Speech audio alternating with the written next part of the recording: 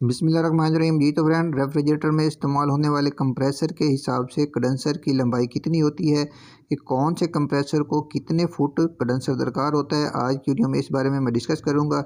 All size के compressor के हिसाब से आज की वीडियो में कंडेंसर का साइज़ आपको बताया जाएगा। बहुत इंपॉर्टेंट वीडियो है, आपने वीडियो को तवज्जो से देखना है। आज की वीडियो में आपको कंप्रेसर के साइज़ जो हैं 1/10 से लेकर 1/3 के कंप्रेसर के कंडेंसर की लंबाई बताई जाएगी कि इन साइज़ के कंप्रेसर को कितने फुट कंडेंसर लगना है। तो सबसे पहले हम शुरू करते हैं दोस्तों 1/10 के कंप्रेसर से। 1/10 के कंप्रेसर को 20 से 25 फुट पाइप लगेगा और पाइप का साइज़ होगा 1.5 सूतर। तो दोस्तों उसके बाद बारी आ जाती है 1/8 के कंप्रेसर की, तो इसको 30 से 35 फुट पाइप लगेगा, इसका भी साइज़ होगा पाइप का दोस्तों 1.5 सूतर।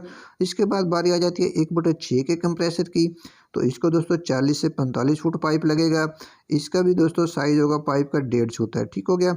इसके बाद बारी आ जाती है 1/5 के कंप्रेसर की, तो इसको कितने फुट पाइप लगाना है, तो दोस्तों इसको पाइप लगाना है 55 से 60 फुट, 55 भी लगा सकते हैं 60 फुट, और इसका भी पाइप का साइज़ होगा 1.5 सूतर। इसके बाद दोस्तों बारी आ जाती है 1/4 के कंप्रेसर की, तो इसको कितने फुट पाइप लगाना है, इसको 65 से 70 फुट पाइप लगाते हैं, तो दोस्तों इसका भी पाइप का साइज़ होगा 1.5 सूतर। और इसके बाद दोस्तों बारी आ जाती है 1/3 के कंप्रेसर की, इसको कितने फुट पाइप लगाना है, इसको 80 से 85 फुट पाइप लगाना है, तो इसका दोस्तों पाइप का साइज़ होगा 1.5 सूतर।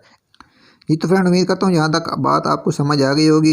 अब मैंने एक मुकम्मल चार्ट बनाकर आपके साथ शेयर किया है। इसमें 2 सूतर और 1.5 सूतर दोनों पाइपों के हिसाब से कंडेंसर की लंबाई बताई गई है। ये अपने पास नोट करें या इसका प्रिंट निकलवा कर अपने पास रख लें, ये आगे आपको बहुत काम देगा। आई होप कि आज की छोटी सी इन्फॉर्मेशन आपको पसंद आई होगी। अगर वीडियो अच्छी लगी हो तो वीडियो को लाइक करें और अपने दोस्तों के साथ लाजमी शेयर करें। अल्लाह हाफिज़।